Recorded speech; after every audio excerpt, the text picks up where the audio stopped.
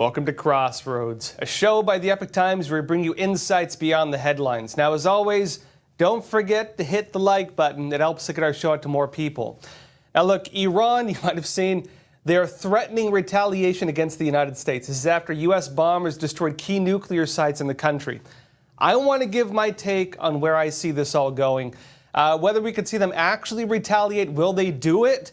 And also whether or not other countries like Russia, China, others get involved. Now, first off, let me just briefly go over what happened over the weekend. On Saturday, Donald Trump gave the announcement. Here's what he wrote.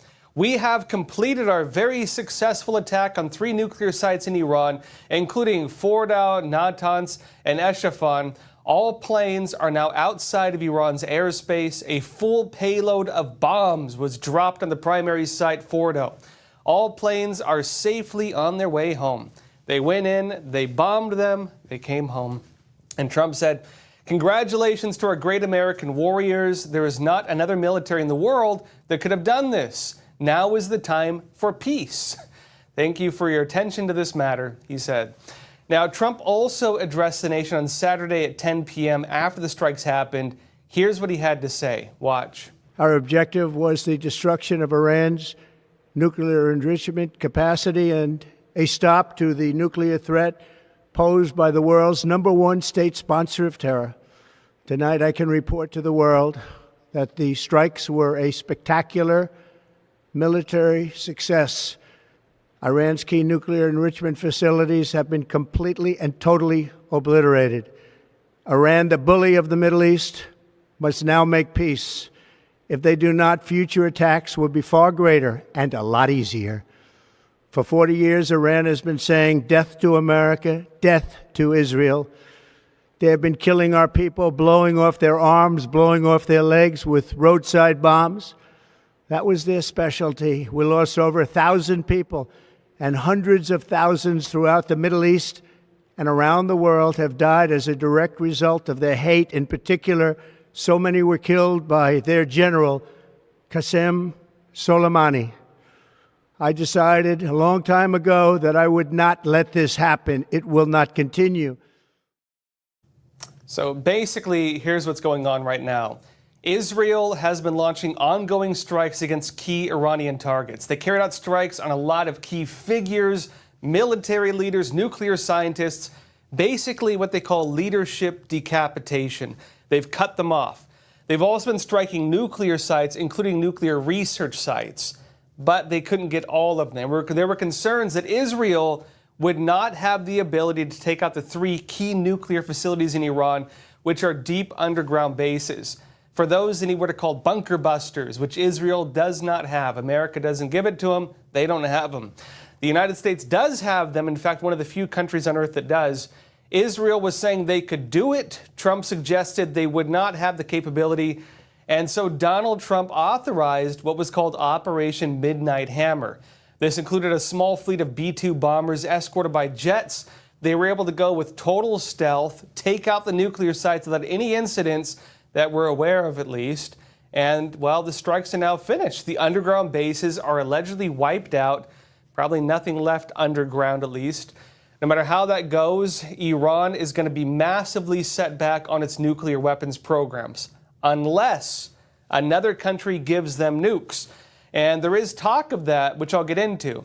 It's going to take a very long time to get to where they were just a couple weeks ago. And that brings us, well, to what comes next. Iran, as we're now speaking, they're saying they're going to retaliate. Iran is threatening U.S. bases in the region. Remember, Iran is a regional threat militarily. It's a global threat in terms of terrorism. They've now given orders to close the Strait of Hormuz, which is a big transit choke point for oil also. My take on that, well, look, this is what's going to happen, I think. Iran has to act to save face. They're going to do something. That doesn't mean it's going to be prolonged, but they will do something. We've seen examples of this with how they respond to Israel. When Israel struck some of its targets in the first place, Iran retaliated. What happened? The only thing Iran hit was when one of their destroyed missiles landed on an Iranian individual, an individual in Israel, killed one person. they have to make a show of force in order to save face. And so this is just your normal modus operandi. They have to do something, and they will do something. Whether that thing is effective or does anything, that's a whole other issue. Donald Trump has been kind of blowing the lid on kind of that game and how it works. He's said in previous cases, foreign leaders will call him, say, look, we have to retaliate, we have to do something. And they'll say, for example, don't move your forces, keep everybody where they are. We're gonna launch attacks, but we're not gonna hit you. Like that's how they do it. They will probably do something else, though, which is they might close the Strait of Hormuz for a bit. But here's what's important. Everybody's saying, oh, the prices of gas are gonna go through the roof. It's not gonna affect all oil shipments. It's gonna affect China more than anybody, ironically. But this does not close some of the other key straits. This does not close the Horn of Africa. This basically just cuts off some of the Arab countries in that region. Let me explain a bit of this, though. Even outside of retaliating against the United States or Israel, even outside of whether the United States would retaliate for this, well, closing the strait would affect a lot of other countries, especially with the oil industries when it comes to China, the United Arab Emirates, Qatar, Saudi Arabia, and a lot of others. In other words, Iran is not going to cause that much harm to the United States by closing that area. It's one of the few things they could do. The countries it will harm the most are Qatar and the United Arab Emirates. They will be harmed probably more than any other countries with this. And of course, China, the Chinese Communist Party, because they actually import a lot of Iranian oil. Iran will probably hurt itself more than anybody by doing that. Not to mention the fact that, well, again, other ships can go through other areas. It's not going to have a big effect on the United States. Now, look, already Secretary of State Marco Rubio, though, he is calling on the Chinese Communist Party to press Iran to not close the strait. He made these comments in Fox News' Sunday morning features. Watch this. Well, I encourage the Chinese government in Beijing to call them about that because they heavily depend on the Straits of Hormuz for their oil. If they do that, it'll be another terrible mistake. It's economic suicide for them if they do it. And we retain options to deal with that. But other countries should be looking at that as well. It would hurt other countries' economies a lot worse than ours. It would be, I think, a massive escalation that would merit a response, not just by us, but from others. Now, the Chinese regime, they might do that. Keep in mind, the big backdrop with the CCP right now is that Trump has this massive tariff basically hanging over their head. It's mostly on hold right now, but the CCP, they have a lot to lose if they play their cards wrong right now.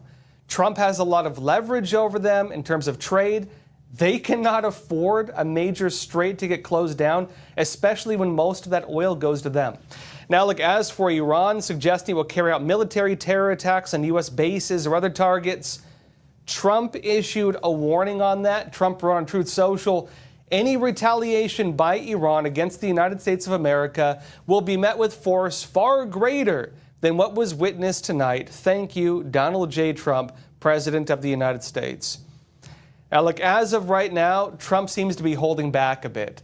In particular, he's preventing Israel from assassinating Iran's supreme leader. That's important. Why is that? It's because you have a new individual coming up, one of the former princes, saying that he wants to become the new leader of Iran. He wants to make it a democratic country. And they have everything in place right now for a leadership change. Some people like that idea. Some people very much do not. Is there anyone backing that individual, pushing him? We don't know. But what we do know is Iran could have a leadership change. Israel wants to assassinate the supreme leader of Iran, which might speed that up or make it worse. Trump is stopping them from doing that. On the other side, though, Iran's military leadership, they've already been cut off. They've already killed most of them.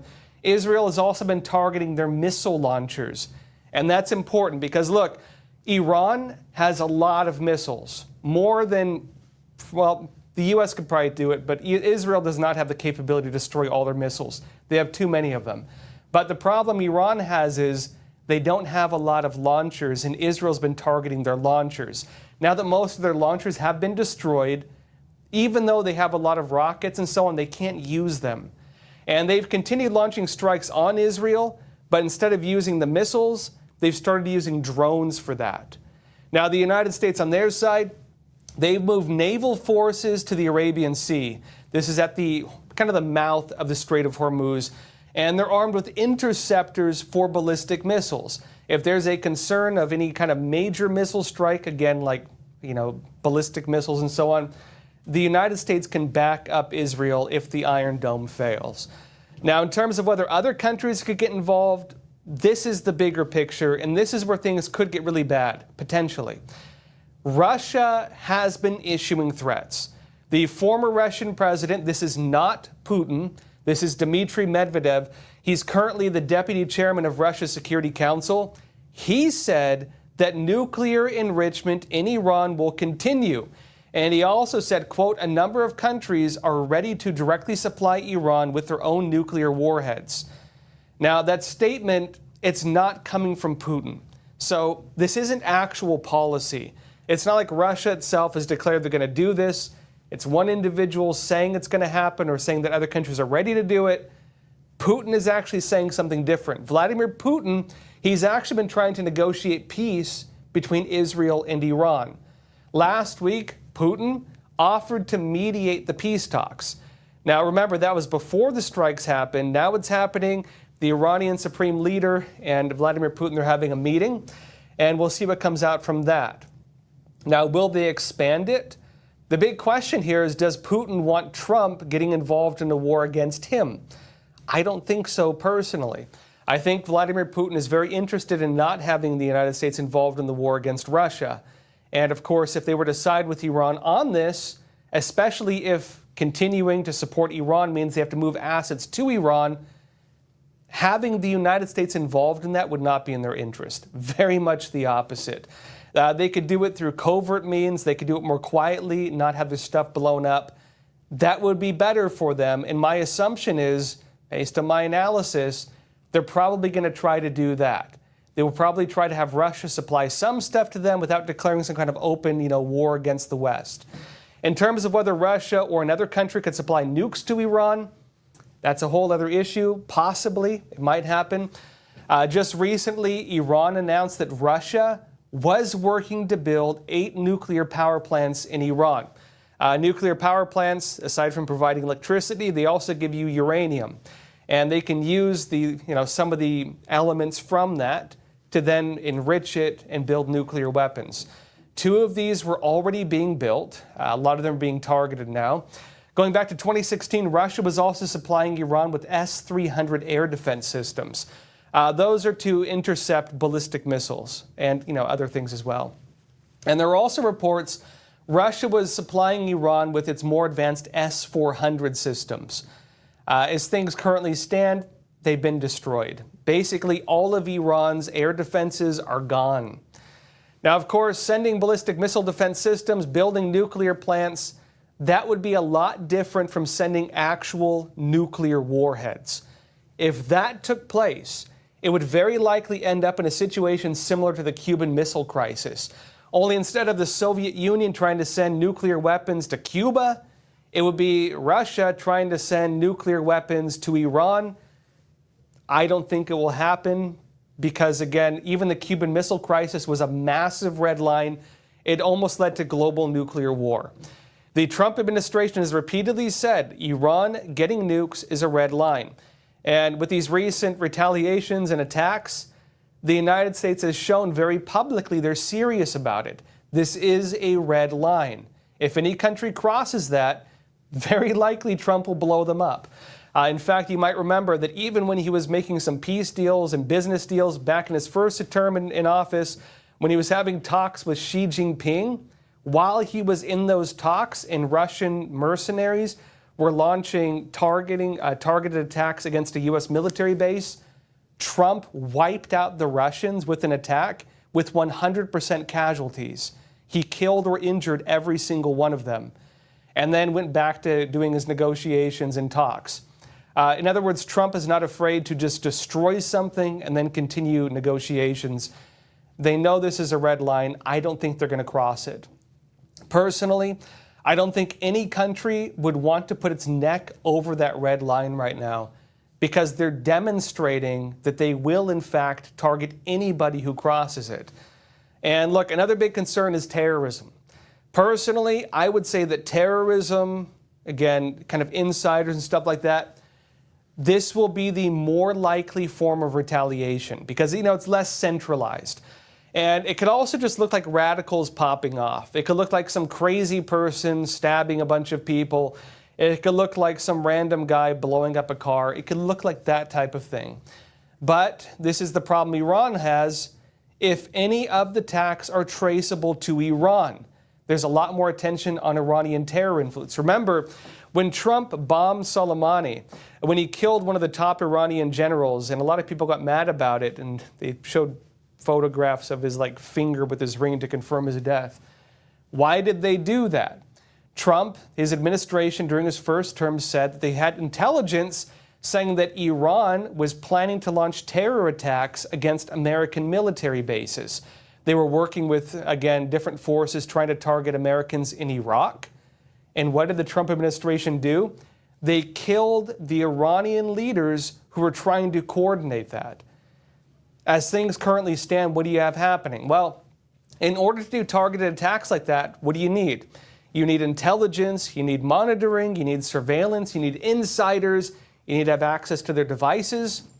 What has Israel demonstrated in its recent attacks? Well, they had the pager attack where they blew up people's pagers and killed many of them. They had, of course, the incident where they had some targeted assassinations. Undercover agents went into a hospital dressed as civilians and doctors, killed their target. They had insiders in the Iranian military. They even called a meeting of many key figures in the Iranian military and then blew up the location where the meeting was being held. In other words, they've demonstrated they have access to devices, they have access to individuals, they have insiders, they have spies. It would be very hard for Iran to organize any kind of international incident and not be killed for doing it. Any individual involved with that does have a very serious risk of being blown up, frankly, because we've seen it happen a lot lately when it comes to some of the attacks happening. I think if they were to launch terror attacks in a coordinated manner, it would hugely backfire on them almost immediately. The other side of that would be if you just have decentralized networks, Hezbollah, the Houthis, and so on. Very likely the Strait of Hormuz, that will probably be their main form of retaliation. In terms of the impact that's going to have on China, for example, and Qatar and others, I don't see them blocking it for more than a week, personally. Now, in addition to all this, though, there's also the political side of all of this. It's been interesting. Republicans and Democrats have been pretty divided, and there's a lot of support and opposition on both sides of the aisle. This is proving to be a very divisive issue. A lot of conservative influencers, they've been criticizing the strikes on Iran. And, some of them are worried this could turn into Iraq Part 2. They're saying it's like a repeat of George Bush. They don't want that. Some are very outspoken against it. Some others are very supportive of it. They're saying that, look, we can't let Iran get a nuclear weapon. That is America first. That's kind of the big narrative. How is this America first? Trump is saying that making Iran not able to, in the future, represent a nuclear threat against us, that's America first. Among Democrats, there's also divisions. Individuals like John Fetterman, very supportive of it. Others like AOC and others, well, they're calling for Trump to be impeached. And they're saying Donald Trump did not get congressional approval before the strikes. In terms of this, you're also seeing a lot of individuals more on the Democrat side carrying out mass protests. You, of course, had the pro-Hamas protesters, the anti-Israel protesters. You have the pro-Mexico protesters and so on. You're going to have probably the pro-Iran protesters now. You're going to have those types of things taking place. And if those turn violent, that's also going to have political implications. It can make them look bad, frankly. My personal take, this is what I think is going to happen. I think the Trump administration only stepped this far and launched these attacks because Israel had mostly wiped out Iran's nuclear development capabilities. They basically did almost everything. The issue was there were 3 sites that they could not take out. Trump was expressing his doubts that Israel would be able to take out the 3 deep underground bases.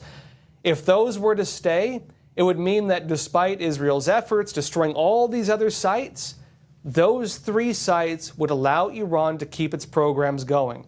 Trump says America's policy. Iran has been warned over and over and over again. Obama gave them multiple pallets of cash trying to stop this from happening. Iran has repeatedly violated these deals, never listened to the U.S., even though it signed deals. They keep saying they're not doing it, then they do it, then they say they have the right to do it. And so Trump said, enough is enough. You keep lying to us. You keep leading us on. We're destroying these sites because, you know what, this is what we said the red line was, and we're going to put our money where our mouth is. We're going to enforce it.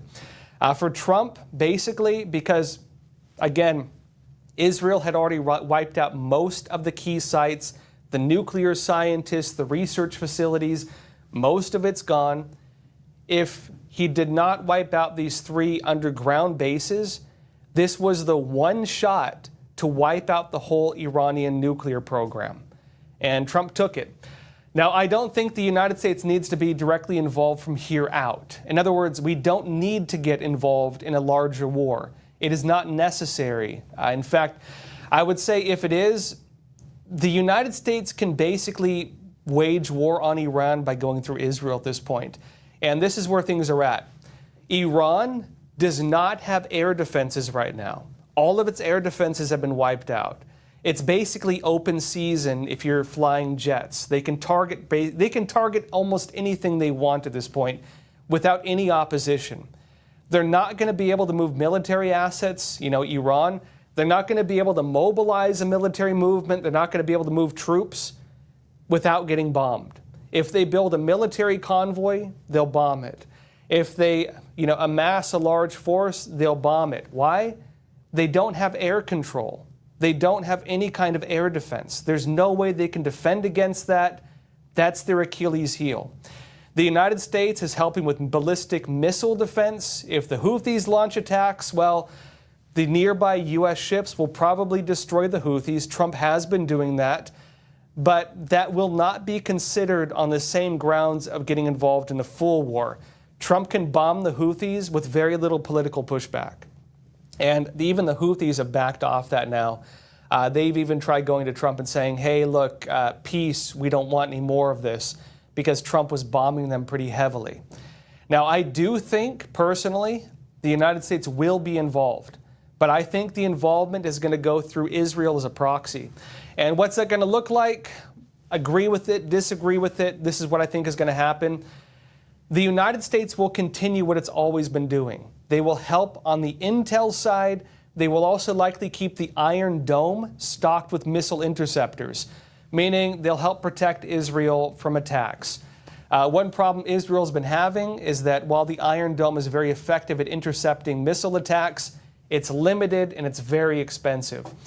As they restock those weapons, what happens? Well, they run out eventually. When they run out, they need to buy new ones.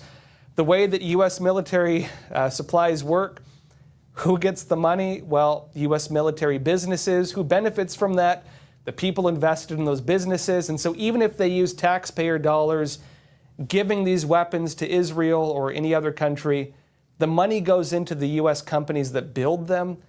Everybody's happy because a lot of people are invested in that. There's 2 sides to it. One is it prevents Tel Aviv from being destroyed. The other side is the people invested in military companies are happy, and hopefully civilians don't get killed by missiles. Now, that'll probably continue. I do see that happening. The United States will also very likely supply Israel with weapons for airstrikes, because this is going to, on the Israel side, this is mostly going to be an air war. They can basically launch any attacks they want with no retaliation, or very little retaliation. They have no opposition in the skies. Again, if Iran does try to start a ground war, they can be very quickly wiped out with airstrikes. The United States will probably supply Israel with weapons for airstrikes. And the biggest part the U.S. will probably play is helping ensure that other countries don't get involved with this. The bigger point, don't turn this into World War III. That's the biggest point. And making sure this does not escalate into a broader war, that will probably be the main focus of the United States. Where do things stand with that? Currently, Pakistan, they're saying they're not going to get involved unless nuclear weapons are used. They're saying that if Israel uses like a strategic nuke, they will retaliate with nuclear weapons. They're probably not going to use nukes. They don't need to. They're doing targeted attacks, not broad attacks. I don't think that's going to happen. But they have to threaten it. China will probably get involved as a proxy. They'll probably meet with people. They'll probably try to start up inside movements. They'll work mainly through subversion. The CCP wants to come out as the kind of global peacemaker. They're trying to seize control of the UN right now. They're doing things like that. That's going to be their focus. The Chinese Communist Party also wants a trade deal. And so for the CCP, they want to look good internationally, but they want to subvert the change of power in the process.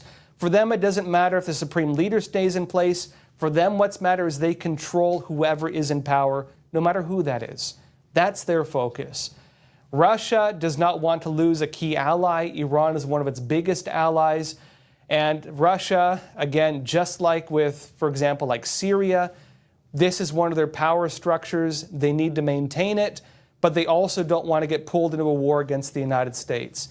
They're dealing with a very difficult war already. They don't want it to expand. I don't think they're going to push it much further than that either.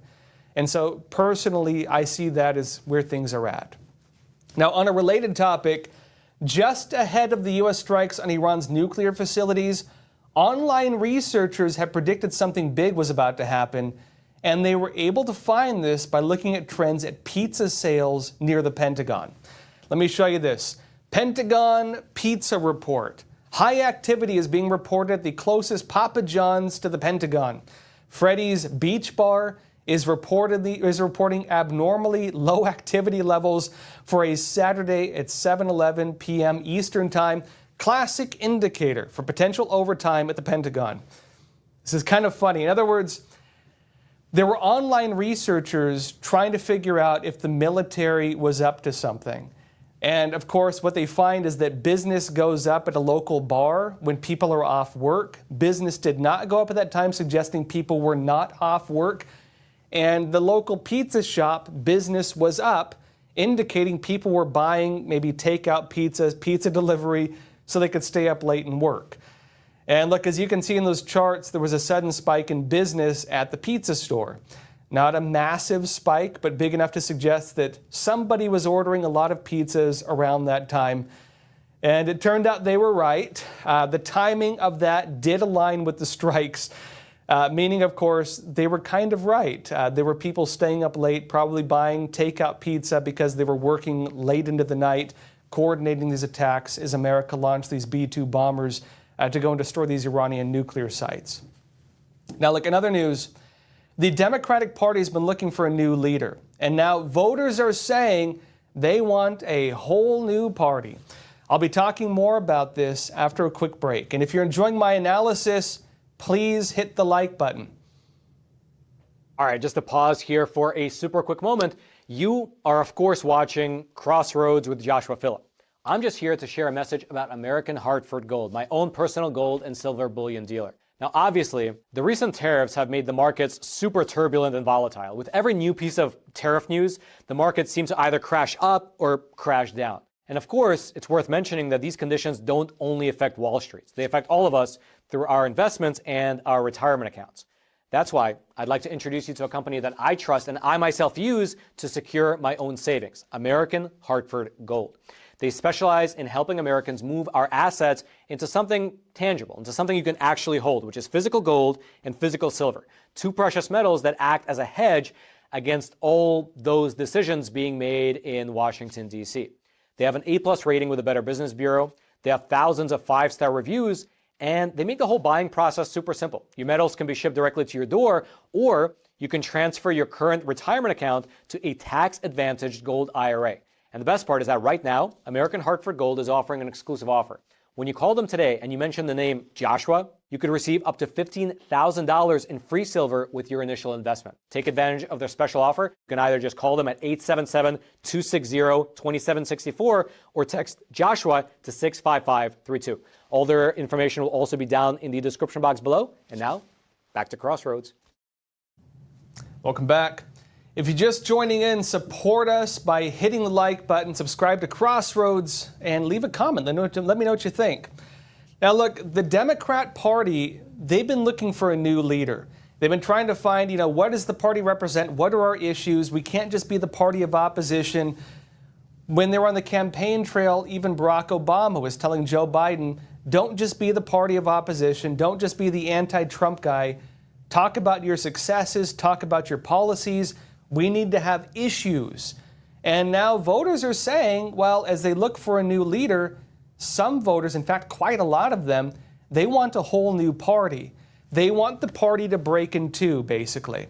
They want some in the party to branch off, start their own party, a third party. Newsweek said this. It said, nearly half of Democratic voters say a third political party is necessary in the United States, according to a new poll. And it said this. The appetite for third parties always rises with domestic tumult and sharp partisanship. Parties that are out of power have two natural reactions, one being an internal frustration with its own party leadership, and the second being a search for alternatives. Kevin Madden, a senior partner at Penta Group, told Newsweek in an email Friday. It notes that in a similar vein, Georgetown University professor Michael Kazin told Newsweek, quote, Democrats are now probably more in favor of a third party because they are unhappy with the current leaders of the party. Third parties never last long in national politics, but it says they've been important in deciding elections in different times in the past. Now, look, my take, this is interesting because the Democrat Party is already basically two parties. It is two parties. And they've been trying to hold it together in a way that I don't think really works for them. I would say the main body of the party, most of them, it's the moderate, old school Democrats. It's the Bill Clinton era Democrats. Most of the party is still them. And, the more radical faction is a very small minority, but they're the vocal minority. Those are mostly the Democratic Socialists of America. The Democrat Party is actually, again, merged with another party, which is a third party. The DNC is technically a third party, but they've tried integrating them, and it doesn't work. There are also other small communist groups and socialist groups. Those are mostly aligned with the DSA, Democratic Socialists of America. When it comes to leadership, they're watching the socialist leaders like AOC and Bernie Sanders. They're pushing to lead the party. They're going to the forefront right now. They're getting like 9% support. 9% is not 100%. The problem the rest of the party faces is that if you take, 9% representing the socialists, and you have like 89% that represents everybody else, the 89% is not going to be happy with the socialists. But the socialists, they're the loudest, they're the most active, and they're the ones trying to push to control basically the entire thing. There are a lot of Democrats who feel the party went so far left that they got left behind. It's not because the main body of the party changed. It's because a very small vocal minority has become the kind of steering element of it, and they pressure and strong-arm the rest if they step out of line. And they've been holding it together, but the current search for a new leader, this is what is causing a lot of these problems. They're trying to figure out who's going to be the next presidential candidate, who's going to be, the one leading the party. They have too many internal divisions, too many disagreements, and they're finding that this 89% cannot see eye to eye with that 9%. Now, personally, I would actually say a lot of the issues are the same. If you talk about what they really care about, it's mostly the same issues.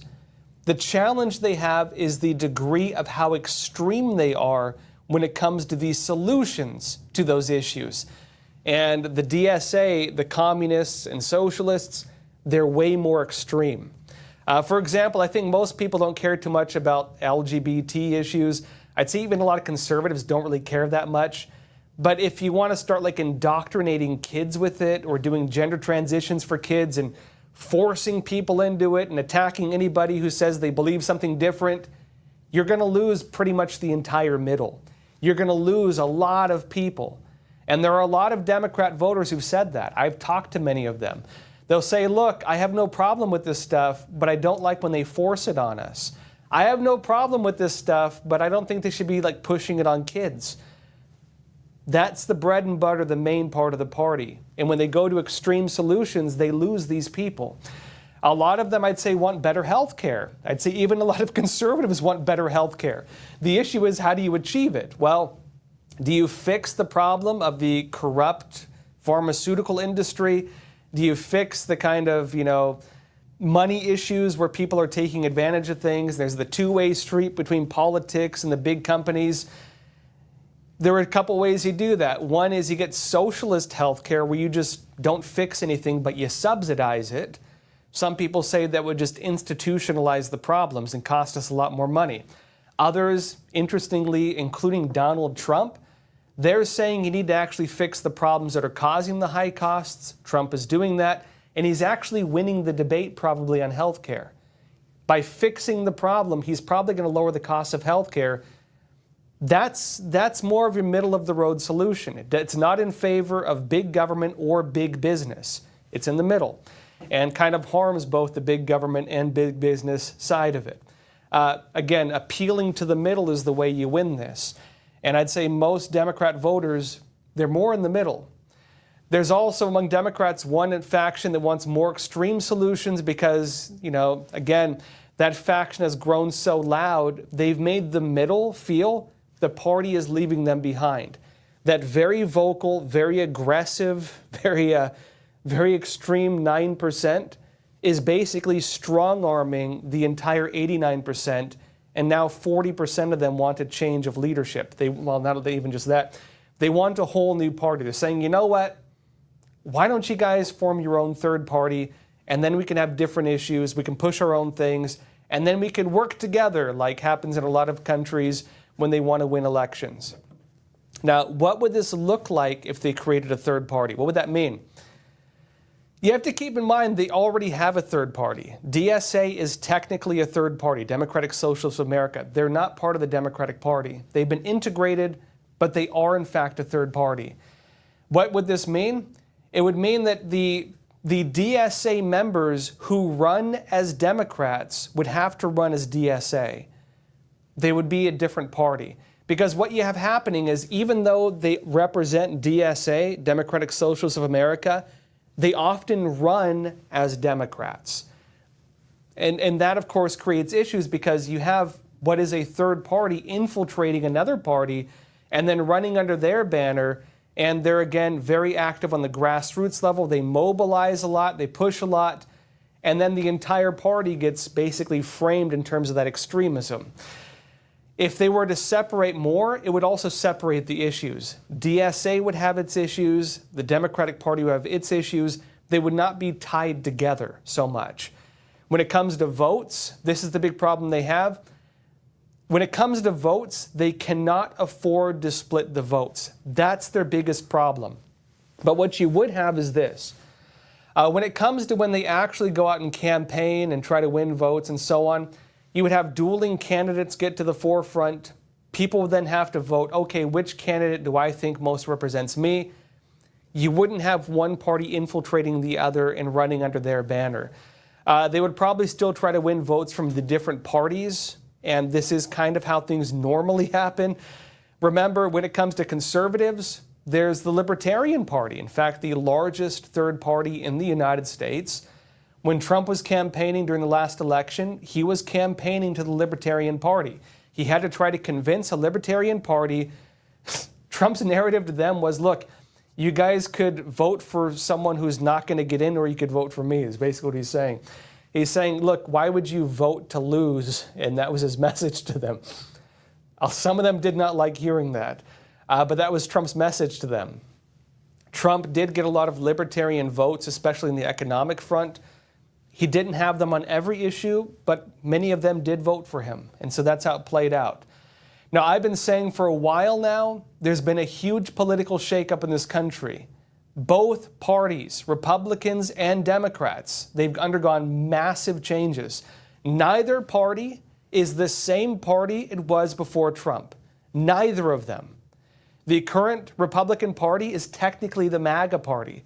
They're a different political party. And when people talk about the old guard of Republicans, they call them neocons or rhinos. That is the normal Republican Party. They've undergone a massive change from the Bush administration. They're technically a new party. They're no longer the same party. Now, Republicans are also technically two parties, right? Technically, they are still the old guard and the MAGA party. But what has happened is this. MAGA has become the surface party. MAGA has become the main body of the party. That is now the main force. The old guard has become kind of the third party, basically. They don't want to lose that. Now, look, it wasn't clear whether that shift would be here to stay. The last election was basically the test on whether that MAGA shift would be embedded in future American politics. As of now, because Trump won the election, it is the main party now. And if Republicans want to win elections, what does that mean? It means the Republicans, even if they align with the old party principles, even if people call them neocons or rhinos, whatever else, if they're Bush-era Republicans or Reagan-era Republicans, they need to win the MAGA voters, meaning they need to at least kind of look like they're MAGA if they want to win elections. And that's going to be a huge test also for Republicans during the midterm elections, because one issue you've been finding, MAGA voters are not necessarily Republican voters. Trump voters are not necessarily Republican voters. That is the challenge they're going to have for the midterms. And Democrats also, they're finding the same thing. Democrat voters are not necessarily DSA voters. They're not necessarily socialist voters. They're not necessarily supporting the extremes. Many of them would probably believe they need to win those votes to win elections, but it doesn't mean they need to get pulled along fully by them. They can have their own separate identities, and a lot of people now want that, especially as they look for new leadership. Now, speaking of political rallying for the midterms, though, something else is happening. It seems that the nationwide No Kings protests, they're set to become a much broader campaign. It's going to get a lot bigger. This is being framed as grassroots, but it also has 190 organizations openly behind it. Personally, I'd say that if you have 190 organizations, you're not really grassroots, especially when you have government funding and also you have massive corporate funding behind many of those 190 organizations. So what is this? No Kings is a political movement. Which party is it for? We don't really know yet because the parties are not coming out. Now, as far as I'm concerned, they're going to keep going. This is basically the campaign. This is a political campaign. It's a grassroots movement run by 190 organizations with mixed corporate and government funding and massive donors that is going to transform into the political campaign for the midterm elections. Now, they've announced the next round of protests. They're going to keep this going. They have momentum. They're not going to stop it. You might even see these happen organized on the streets, again, because there are organizations that get paid for this, 190 of them, in fact. People get paid for this, again, because this is not really grassroots. They're going to keep on doing it. The next one is being planned for July 4th. Since No Kings happened, they also had another one. Every few days, almost every week so far, they're planning something. So the first round was Flag Day. This coming one will be on Independence Day. And it's not clear whether the July 4th protests are going to be done by the same groups, technically. It looks like the upcoming one is being done by Indivisible. They're also using the same name, though. Announcements for the July 4th No Kings protest, they're calling it July 4th No Kings 2.0. And they're now posting announcements for it. Again, this is through mobilize.us. and Indivisible is pushing it, more of a very far left group. Now, as far as the official group goes, the actual No Kings organization, the No Kings organization, which is kind of the front of these 190 organizations, does not have anything publicly posted yet for the July 4th protest. So it's not clear whether this is actually part of the same movement or whether it's a group just using the name for that. When it comes to the actual No Kings organization, they're posting ongoing campaign announcements. They're doing tons of stuff ongoing, and they're pushing different policy issues. Again, this is the growing movement that is going to accelerate leading into the midterm elections, probably. And how do we know this? It's because these same organizations, most of the ones pushing this, they're the ones that keep backing all these same movements. They've tried many other campaigns. It's basically the same movement with a different name and a different issue at the forefront. That's all that's happening. The last official protest they had was July 17, and they called this the March in Pace, and that was likewise organized across the country. They just held that one. That was actually through the No Kings organization. Now, where does the Democrat Party fall with all this? The DNC is not officially involved with this. Does this represent the DNC or does it represent the DSA? We don't know. Neither party has come to the forefront with this. Neither party is really showing leadership with it. Both of them seem to be interested, though. It does represent a lot of the same policies. It's basically the large collection of grassroots groups, nonprofits, NGOs, and so on. And these range from the center left to the very far left in terms of where these organizations fall. Meaning, again, these are basically all the organizers, the community organizers that represent the grassroots of the Democrat Party and the DSA, right?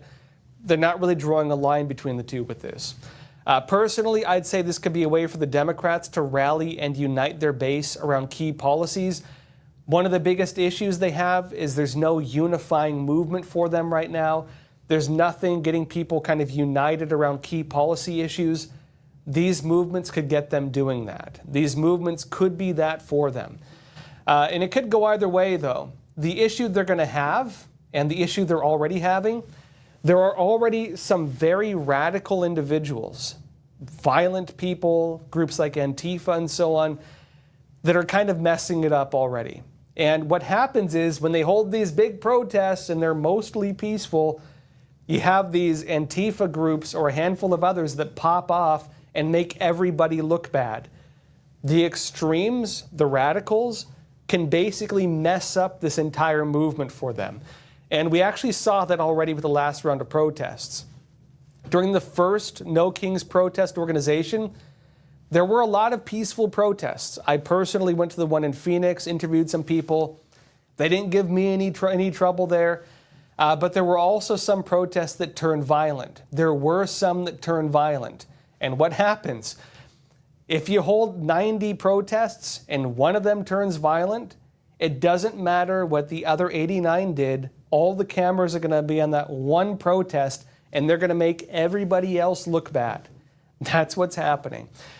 There were some very far left factions like Antifa and others that made things a lot worse. And what happened? Well, the imagery from them attacking police and throwing fireworks at police, which are explosives, of course, and getting arrested and throwing rocks at police and so on, that became the image most people got to see. That also reflected on the entire movement. If they allow that to continue, the extremes will taint the entire operation. And unless they can find a way to separate themselves from those extremes, the extremes will come to define everything. That's the challenge that they're going to face. We'll see where things go. Things are getting very tense right now. But again, I'll be keeping you all updated as it goes forward. That said, if you have questions, comments, leave them in the chat. Let's jump into some questions. First question, you're saying, this is from Gypsy. In your opinion, what's the potential of sleeper cells here in America? I believe you're talking about Iran, right? There are Iranian sleeper cells in the United States. They've already been going after some of them. Okay, so what have we seen with this? In New York City, you had several Iranian agents get arrested because they were trying to carry out assassinations on American soil. You had accused Iranian special agents trying to hire gang members to assassinate Iranian dissidents. And there were other similar incidents to this, even them trying to spur on like terror attacks.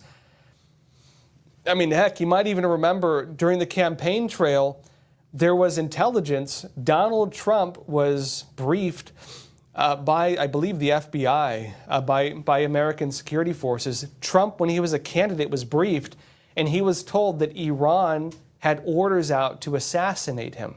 Do you remember that? And because Donald Trump said, okay, Iran is trying to assassinate him, he asked Joe Biden, who was then president, to provide him with presidential level security. They did not give Trump presidential level security. The argument is that a former president gets very good security, again, Secret Service, but the presidential level one has the global intelligence element tied in with it. They don't tell us what that actually means, but it's a much more secure form of security when it comes to global issues. And because you had a foreign government trying to assassinate Trump, according to what he was told, Iran was planning to assassinate Trump. He was saying he needed that expanded security. The Biden administration refused to give it to him. They said, you already have enough, basically. And so what does that mean? It means that not only does Iran, yes, have sleeper cells, not only is there evidence, in fact, arrests, that they've used agents to try to carry out assassinations, it also means they were trying to assassinate Donald Trump. And Trump has so far not really retaliated on that.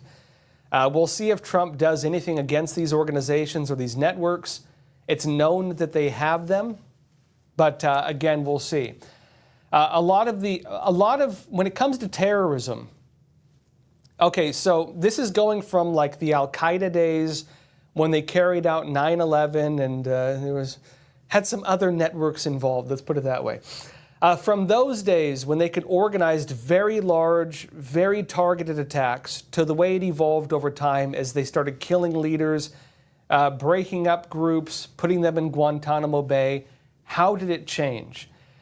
It started going from large-scale organized attacks to what you call lone wolf attacks. It went from, for example, terrorists carrying out large-scale bombings to some radicalized kid, building a homemade bomb in a backpack, or to some crazy guy taking a car and ramming it through a crowd, right? That's the way terrorism changed. The way that a lot of terror attacks are organized these days is through propaganda and messaging.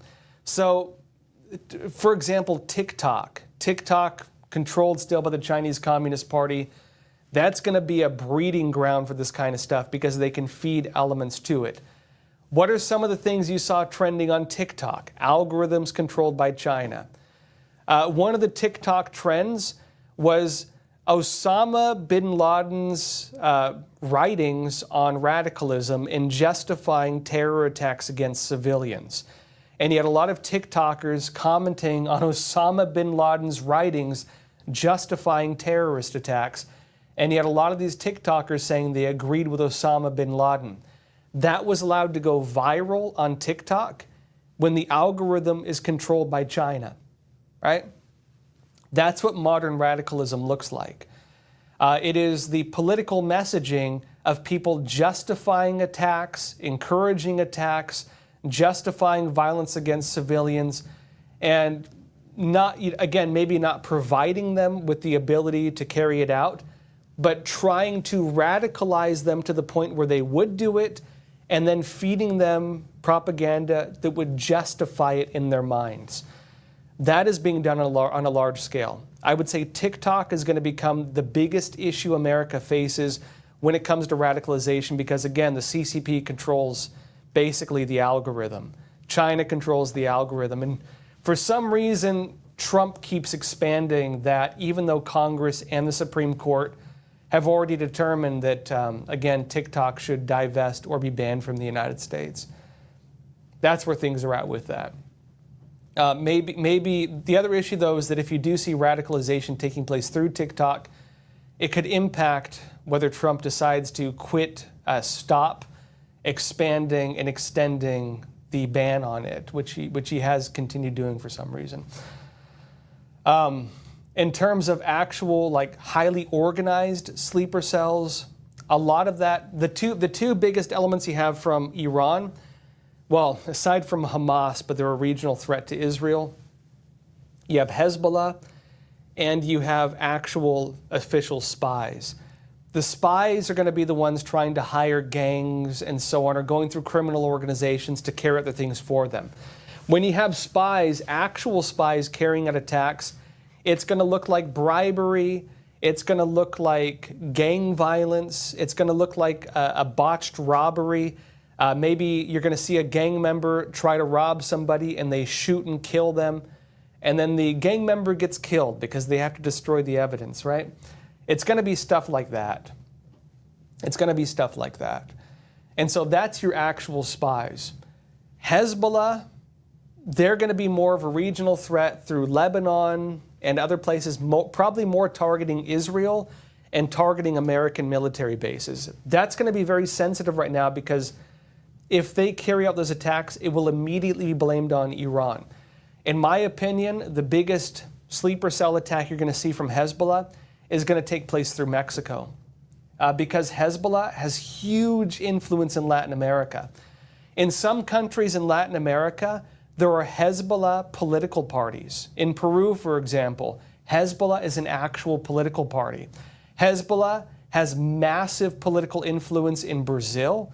They have massive political influence in Venezuela. They have huge influence in Mexico, especially with the cartels. Keep in mind, while you have in Mexico normal cartels, it's a funny thing to say, in a lot of other parts of Latin America, the cartels are what you call narco-terror organizations. They're narco-terrorists, meaning they're both cartels for the drug trade and for money, but they are also terrorist organizations. Groups like Shining Path, for example. Most of those groups are, they're Maoist, meaning they're trained by China. The CCP trained a lot of them. And because the CCP coordinates a lot of the drug trade, a lot of that also goes through terror countries. Why was Afghanistan growing opium, right? Why does the Taliban grow opium? It's because they're tied in with the global drug trade. A lot of the global drug trade is an international system, and a lot of that, the cartels and the terrorists work together. The cartels and the terrorists work together, and they're the force that basically runs a lot of this. And you got to think, if a terrorist wants to kill civilians, well, how many people die of drug overdose a year in the United States? What, 100,000? More than that? I would say that drug overdose is the largest terror attack on the United States that we've ever experienced, but we're so numb to it that we don't think of it that way. It's a terror attack, an ongoing terror attack. And they're killing more people than 9/11, every month? You know what I mean? Again, when you talk about one person dying, it's a tragedy. When you talk about 100,000 dying, it's a statistic, unfortunately. And so it becomes a faceless crime. But this is an ongoing terror attack against the United States. And there are terrorist groups involved with it. Hezbollah will probably work more heavily with the cartels because that's kind of the blind spot for American national security. They do a lot about it in the Middle East. They do almost nothing about it in Latin America. It's a blind spot for, I shouldn't say almost nothing, they do some, but almost nothing. Latin America is a blind spot for national security for the United States. For a very long time, it's been that way. Another question, Ashley from California, you're saying, are these attacks more about destroying Iran's nuclear capabilities and less about Israel? I think so. And I know this is one of the big problems. This is one of the big problems that the United States let's say Trump is having right now. Okay, look, I'm the kind of guy, I'm not super moved by a lot of this stuff. I support people believing whatever they want to believe. I hear people telling me both sides of arguments. I can understand where they're coming from, right? I've actually been pretty surprised by how many conservatives have really turned against Israel. It's a big shift because it used to not be that way. And I do think that there are some people trying to fuel that. I can tell you there are a lot of journalists who get a lot of money from other countries. I'll just tell you that right now. And so I'd imagine that some of it is being fueled by foreign money, right? Some of them get money from the Chinese Communist Party. You'd be surprised how many organizations get a lot of money from Qatar. They give a lot of money to organizations. And there are a lot of people, when you're dealing also with just international propaganda, X, for example, and Twitter and Facebook, they have huge problems also of foreign disinformation, a lot of fake influencers. A lot of those are Russian or Chinese. The Epoch Times actually identified a huge number of fake Chinese accounts. It was pushing like New York Times propaganda, trying to justify the persecution against Falun Gong, right? The Chinese Communist Party bots were supporting the New York Times while New York Times is writing hit pieces targeting a group that's persecuted in China, right? Case in point. It's the same thing with other issues. How do you change political policy in the United States? If you want to change political policy in the United States, you need to change what the voters want. How do you change what the voters want? You change the messaging that they receive. You change the information they're being fed. This ties into information warfare, right? What does that mean? I've said over and over again, you cannot have a free country without reliable information. If information is controlled, you control the country. If information is subverted, you have subverted the country. If you can control the media and the influencers and you censor every opposing voice and you make it so people are not even capable of hearing other viewpoints or other ideas or anything else, if you completely control the narrative, you control the country. In the United States, again, we have freedom of speech, wonderful. But there are countries that try to subvert that. China, for example, they call it the borrowed boat strategy, where they try to subvert existing channels of information. Foreign countries do that through maybe influencing American businesses and getting the businesses to lobby our government on behalf of them. They also do it by just putting their own influencers online and then feeding narratives to people. They do it through paying off influencers. China, for example, the CCP, they're working on a campaign where they want to bring a whole group of online influencers with more than 300,000 followers on a big propaganda tour of China. We talked about this last week. That's the kind of stuff they do. A lot of countries do this because they understand if you want to change American policy, you have to change the thinking of the American voter. And so what they're doing is this.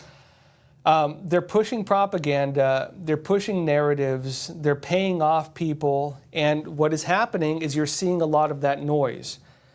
When it comes to that, a lot of people are starting to kind of change their opinions. A lot of that is happening.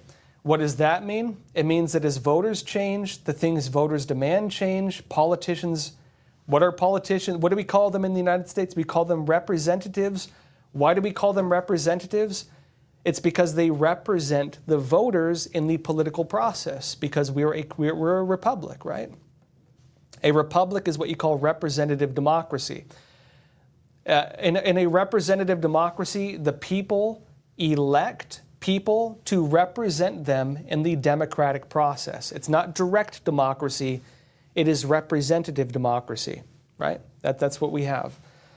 So you can use information warfare to change the politics of a country. And I would say there's tons of that going on right now. Back to this question.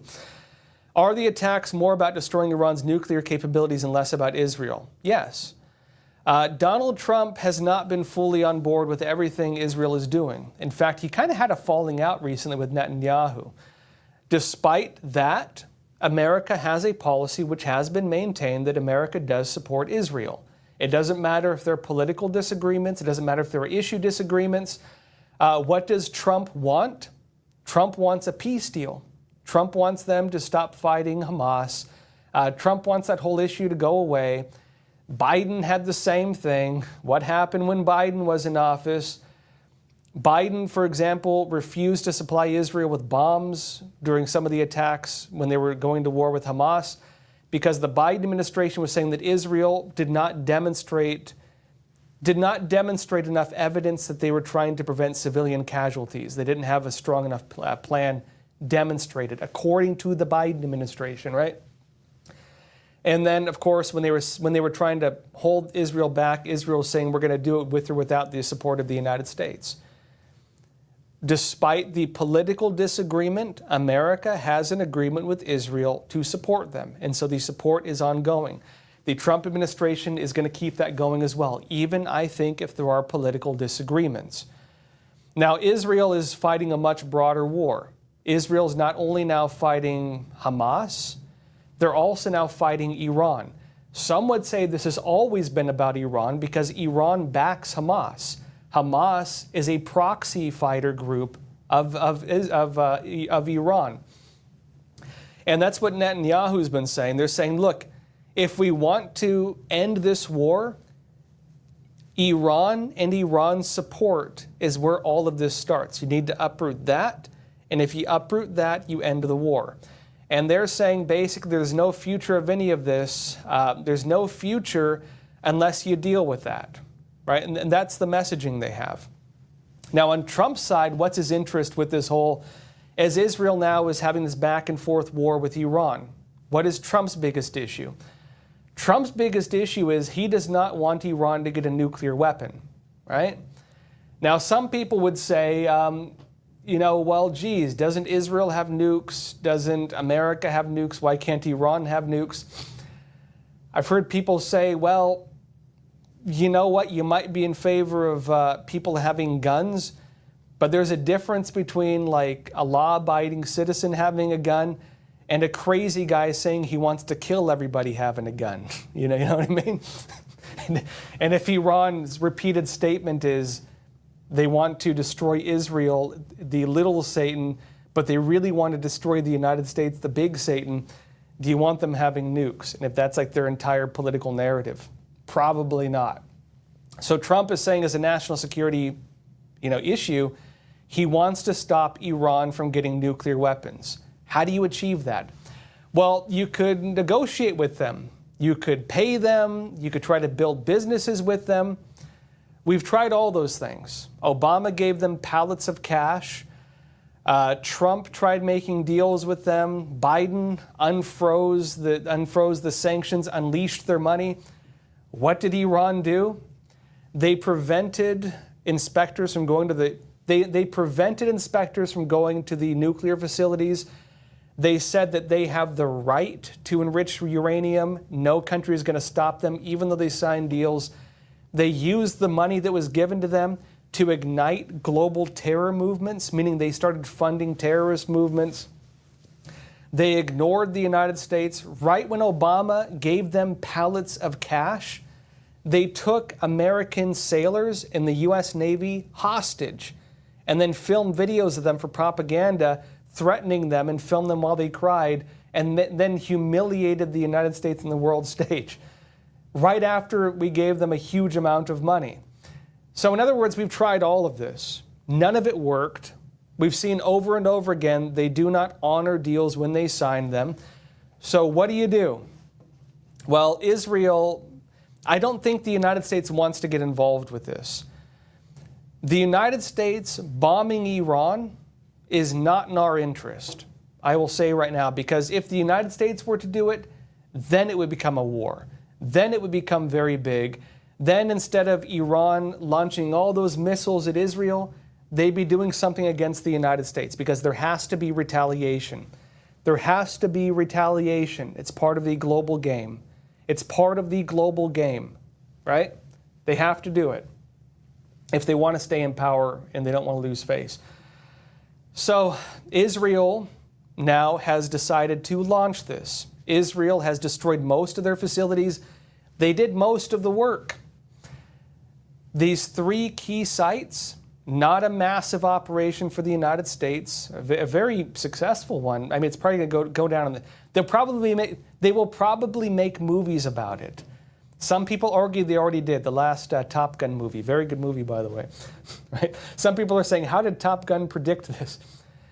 Not a big operation for the United States. You know, a 24-hour type thing, in, out, done, boom. We don't need to be involved anymore. Beyond that, the United States does not need to be involved. The only thing we would need to be involved with is, again, if the Trump administration decides they want to keep supporting Israel as they're defending themselves and as they continue this back and forth while trying to negotiate a peace deal, and which again is part of U.S. policy, and also preventing other countries from getting involved, shielding this from turning into a broader regional war. And I think Trump is going to play that role. That's the role we're going to play. I don't think we're going to go to war with Iran. I don't think this is going to become World War III. You're going to be hearing a lot of people talking about it because that's the political game. That's the political game. You're going to be hearing a lot of noise about this. I personally do not believe it's going to expand.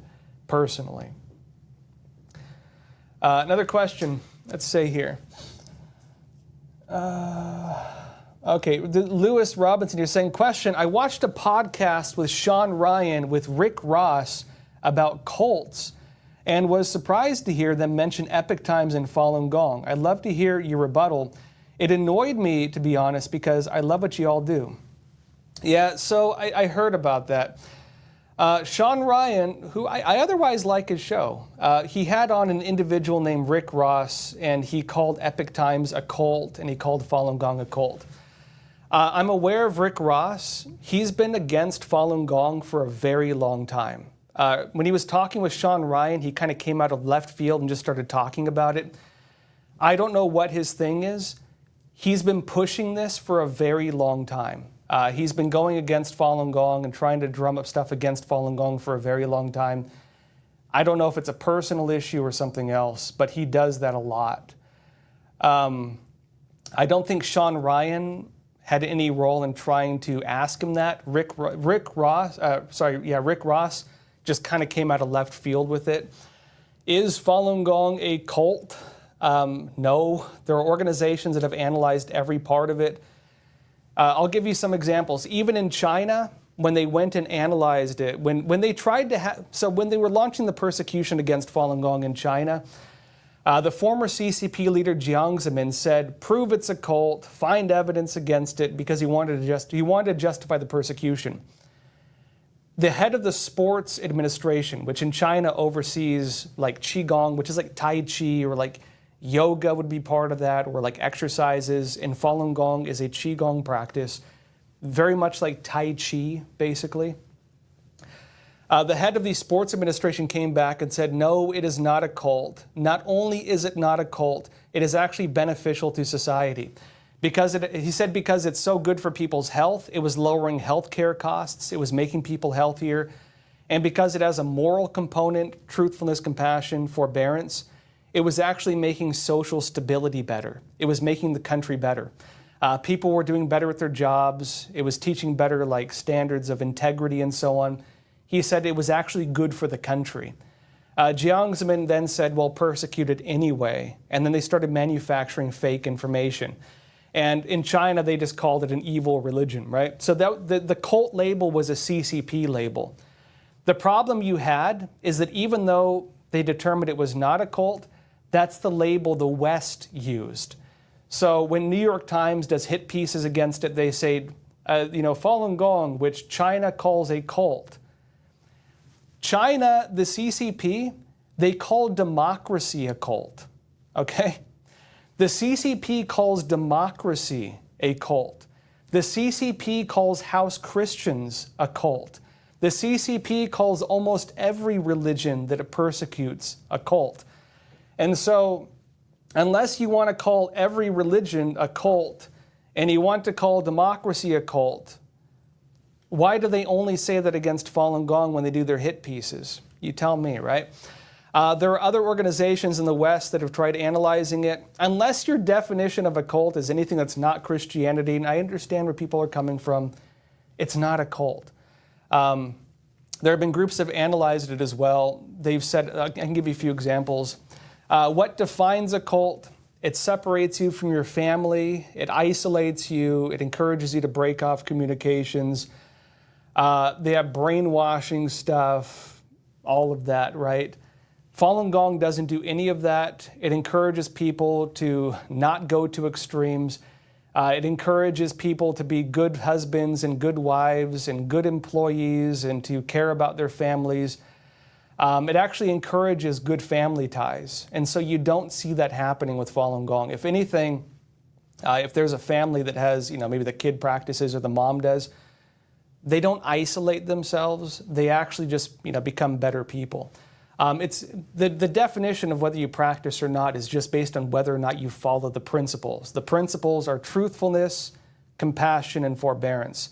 When you and basically it's this. When you run into conflicts, rather than blaming other people, you look at yourself and you say, what did I do wrong? How can I improve my character through this? And they weigh conflicts in line with, was I honest? Was I kind? Am I thinking about others? Am I being a good person? And am I enduring? Even if you're wronged, even if you're offended, you should not be so moved by it. That's what forbearance is. And so that's what defines it. There's no membership, right, and stuff like that. That's what it is. And so you have some of these organizations that really go against it. But again, it's just a lot of it's some groups that are just run by the CCP. You have a lot of front organizations. You have a lot of media that have very odd ties to the CCP and just repeat CCP propaganda. And you have some people who just in terms of religious pushback, most religions oppose other religions. I understand. But yeah, that was basically what happened with that. There are just some people like that, right? Yeah, and just so you know, too, I practice Falun Gong, right? So just so I'm not trying to, people are saying, it looks like I've read this. Yeah, I practice Falun Gong. So again, I have great ties with my family and so on. If anything, it just made me a better person, frankly. Another question here. The CCP is the worst of them all. They're the one behind the scene creating the chaos. We need to find a way. You need to find a way to go against them. Yeah, so the Chinese Communist Party is kind of the main force behind a lot of what we're watching. I would say even with terrorism. If you watch the documentary I did a documentary called The Final War. I had an entire chapter in that documentary about how the CCP backs international terror movements. That includes, for example, ties with the Taliban. What happened right before the Taliban moved in on their whole convoy of trucks and seized the Bagram airport and again seized control of the country? What happened right before that? The head Taliban leaders traveled to China and personally met with Xi Jinping. Wasn't that interesting timing with that? What happened right before Hamas launched its attacks on Israel? Right before the October 7th attack, what happened? Right before that happened, the heads of the Palestinian Authority met with the Chinese Communist Party. Right before that happened. What happens with narco-terror organizations? Well, a lot of them are Maoist trained, meaning the Chinese Communist Party trained many of them. Some were Soviet trained as well, but they're mostly Maoist. The CCP trained a lot of them. It's the same thing with a lot of these countries. When it comes to Iran, who is their biggest backer? Russia to an extent, but mostly China. China buys most of their oil, for example, and the CCP kind of runs an alternate global economic system, right? Where if countries get sanctioned by the United States, the CCP nullifies the sanctions by creating an alternative economic order. The CCP keeps them running. The CCP keeps them funded. Same thing with a lot of other countries, North Korea, Pakistan, even Russia, for example. NATO has determined that China is basically keeping the war going. Were it not for CCP support, things would have already ended. The Chinese Communist Party is the largest sponsor of terrorism. And also when it comes to terrorism, I should note this. Okay, folks. I know a lot of people, when they view this, they view it as a religious issue. It partly is, but let me ask you a question. If Iran only cares about the whole conflict right now because of the persecution of Muslims, then why does Iran work with China, the Chinese Communist Party, while the CCP enslaves, kills, and harvests the organs of Muslims? Right? I know one of the heads of one of the main Uyghur organizations, right, the Muslim Uyghurs. He's based in D.C. Very nice guy. I've had him on the show before. He's actually talked about this recently. He's noted the CCP is harvesting the organs not just of Falun Gong practitioners, but also of Muslims in China. There have even been reports of them doing it against house Christians. As soon as Christians in China crossed the threshold of 100 million, the CCP started persecuting them too. It was the same thing with Falun Gong. As soon as it crossed the line of 100 million, the CCP launched the persecution. As soon as Christians, a few years back, crossed the line of having 100 million in China, the CCP persecuted them. And so, I believe his name is Salih Huriyar, one of the heads of the Uyghur Associations for Human Rights. He was raising this just recently. So if Iran cares about the lives of Muslims, and that's the reason they're involved with all of this, why do they not criticize the Chinese Communist Party for killing and enslaving Muslims? You tell me. Why does Pakistan, if they care about this, do business with the Chinese Communist Party when the CCP is killing, enslaving, and harvesting the organs of Muslims? Why do other countries work with China as it does this? If you ask me, it's because it's not about religion. It's about politics. And if you understand that, you'll understand that a lot of the Islamist regimes, I'm not talking about normal Muslims, I'm talking about politicized Islam that has been merged with socialism, which again, that's basically, there's a handful of countries in the world that would represent that side of it. On the other side would be like your Saudi Arabias and so on, which did not fall to that interpretation of it. I'd say it's because while they basically use the skin of the religion as a way to control the populace. So if you criticize the communist government, they can say that you're an infidel. If you criticize the communist government, instead of just calling it, political speech, they can call it like anti-religious speech or whatever, and they can kill you for it.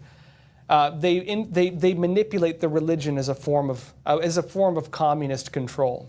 It's not about religion. It's about politics, and that's what's really going on with all of this. Let's see here, Ashley. So another question. Ashley from California saying, how is that the U.S. dome? How is the U.S. Golden Dome coming along? Right. So Trump is saying that he wants to build the Golden Dome, right? So Israel has the Iron Dome. Trump wants to have a very similar missile defense system for the United States called the Golden Dome. So far, now some people would argue America has some defense systems. Trump would argue, and a lot of Republicans would argue, it's not big enough. They need a lot of money for it. They're probably going to do it. Trump is trying to push for it. He's even trying to get Canada to pay in for it, to expand the Golden Dome to protect Canada as well, because America basically protects Canada. Canada is suggesting they don't want to pay into it. And so that's basically where things are at. Trump will probably try to build it, and frankly, what's happening right now with Iran could justify it. I think you're going to watch this. All right, folks, that said, let me know what you think. Do you think that we're going to go to war with Iran right now? Do you think this is going to expand into a broader conflict? Do you agree with me that there's a lot of political messaging and frankly, a lot of hot air being blown right now? I'm not trying to undermine it. I'm not trying to say this is not serious. But do you agree with me that this will probably not turn into a global war? What do you think? Let me know in the comments. And that said, please don't forget to like and subscribe and join me tomorrow, 10:30 a.m. Eastern Time for more. Thank you so much. And as always, please take care of yourselves, stay informed, and stay free. Thank you.